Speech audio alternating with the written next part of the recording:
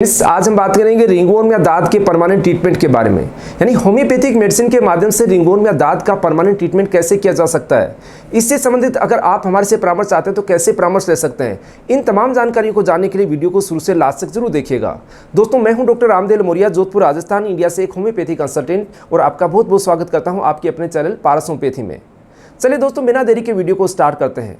दोस्तों, रिंगवर्म या दाद एक बहुत ही कॉमन समस्या है जिसके अंदर हम अलग अलग तरीके के ऑइंटमेंट या खाने की दवाइयाँ लेते हैं, उसके बावजूद भी ये चीज़ ठीक नहीं हो पाती है और बार बार होने लग जाती है, तो इससे हम ज़्यादा परेशान हो जाते हैं। तो दोस्तों, जानते हैं कि ये रिंगवर्म या दाद क्या है।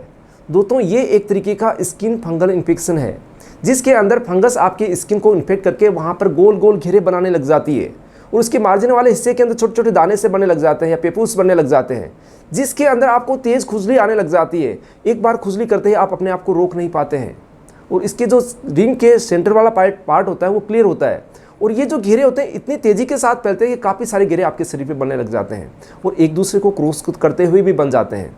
तो दोस्तों, ये जो स्किन फंगल इन्फेक्शन है, इसको पर्टिकुलर मेडिकल भाषा में नाम दिया जाता है टीनिया कॉर्पोरिस। यानी बॉडी के अलग अलग पार्ट के अकॉर्डिंग अलग अलग इन्फेक्शन को अलग अलग नाम दिया जाता है, तो इसको शॉर्ट टर्म में बोलते हैं टीसी। अब दोस्तों, बात करते हैं कि ये स्किन फंगल इन्फेक्शन कैसे होता है। यानी एक दूसरे इन्फेक्टेड पर्सन से स्किन कांटेक्ट की वजह से भी दूसरे में फैल सकता है, या कई बार इनडायरेक्ट रूप से आप किसी चीज़ का इस्तेमाल करते हैं, जैसे टॉवल है, बेडशीट है या कॉमन टॉयलेट्स का यूज़ करते हैं, उसके ऊपर आके अगर कोई बिना इन्फेक्टेड पर्सन बैठ जाता है तो उसके भी कांटेक्ट में आने से ये चीज़ फैल जाती है। या परिवार के किसी सदस्य के एक को होता तो दूसरे को भी ये चीज़ फैल सकती है। या इनडायरेक्ट रूप से भी कई बार कुछ ऑब्जेक्ट्स के कांटेक्ट में आने से, या आप किसी मिट्टी के ऊपर बैठे हैं वहाँ पर आके नॉर्मल पर्सन बैठ के उसको भी ये चीज़ हो सकती है, या फिर कुछ कंडीशन के अंदर एनिमल्स के द्वारा भी ये चीज़ें फैल सकती है।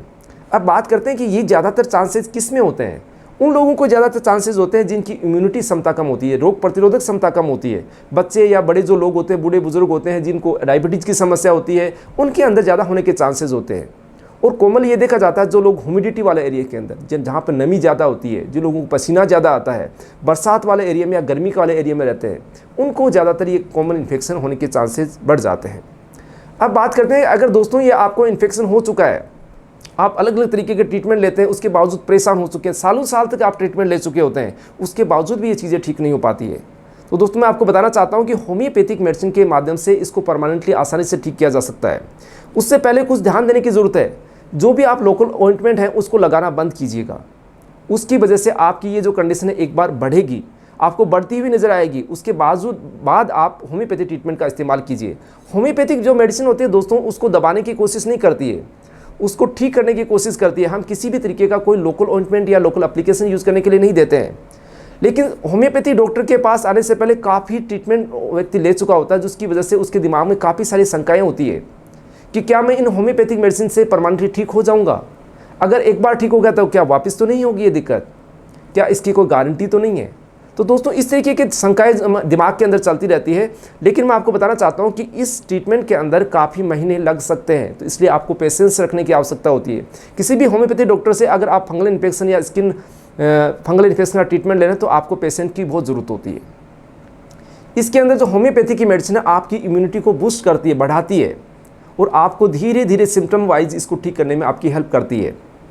अब दोस्तों, बात करते हैं कि ये जो मेडिसिन यूज़ की जाती है, बॉडी के ऊपर किसी भी तरीके का कोई साइड इफेक्ट नहीं होता है, बॉडी को किसी का तरीके का कोई हार्म नहीं पहुंचाती है और किसी भी तरीके के, यानी लेने के अंदर ये बहुत इजी होती है, आसानी से आप इसको ले सकते हैं और कॉस्ट इफेक्टिव भी होती है। अब बात करते हैं कि दोस्तों, होम्योपैथी मेडिसिन यूज़ करने के साथ साथ आप क्या सावधानियाँ बरतें हैं। खास सावधानियाँ दोस्तों, आप जो सोप यूज़ करते हैं जनरली उसको आप बंद कर दीजिएगा। उसकी जगह आप कम से कम मात्रा के अंदर बेबी सोप का इस्तेमाल करें। अगर बॉडी के ऊपर बहुत ज़्यादा खुजली आ रही है, वो एरिया आपका ड्राई हो गया, तो उसके ऊपर कोकोनट ऑयल, ये एक तरीके का एंटी फंगल होता है, इसका भी आप यूज़ कर सकते हैं। आप जो ढीले कपड़े पहने, ज़्यादा पसीना आने से बचें और खुले एरिया में रहें, या जहाँ पे नमी नहीं उस एरिया में रहेंगे तो ये जल्दी आपका ठीक हो पाएगा। अब बात करते हैं कि होम्योपैथी के अंदर ऐसी कौन सी मेडिसिन है। दोस्तों, होम्योपैथी में बहुत सारी मेडिसिन है एंटी फंगल या फंगस के अंदर यूज़ की जाती है। अलग अलग तरीके के अलग अलग फंगस में अलग अलग मेडिसिन यूज़ की जाती है। लेकिन मैं जो ज़्यादातर जो मेडिसिन यूज़ जाती है उन्हीं के बारे में आज आपसे चर्चा करूंगा। पहली टॉप लीडिंग मेडिसिन है दोस्तों सीपिया। सीपिया 30 पावर को ज़्यादातर प्रोमिनेंटली यूज़ किया जाता है उन केसेज के अंदर जिन लोगों को गोल गोल घेरे बनते हैं बॉडी के पार्ट्स के ऊपर, और बॉडी के पार्ट्स के ऊपर गोल गोल घेरे यानी एक दूसरे से लिंक नहीं करते, इंटरसेक्टिंग नहीं होते हैं। अलग अलग जैसे कोइन जो होता है अपना सिक्के नुमा स्ट्रक्चर अलग अलग बॉडी के ऊपर बनने लग जाती है, जिसके अंदर आपको तेज़ खुजली आती है और खुजाने के बाद धीरे धीरे जलन भी होने लग जाती है। अगर इस तरीके की स्ट्रक्चर आपको बॉडी पर नज़र आती है तो आप CPR 30 पावर का इस्तेमाल कर सकते हैं।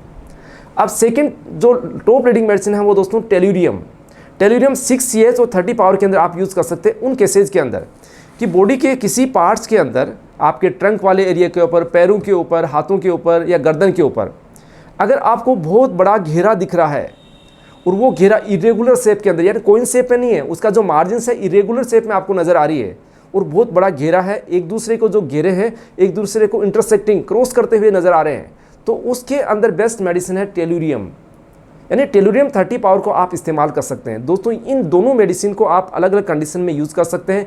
इसके अलावा अगर आपको फिर भी समझ में नहीं आ रहा तो आप अपने नज़दीकी होम्योपैथी डॉक्टर से प्रॉपर तरीके से ट्रीटमेंट लेके आसानी से ठीक हो सकते हैं।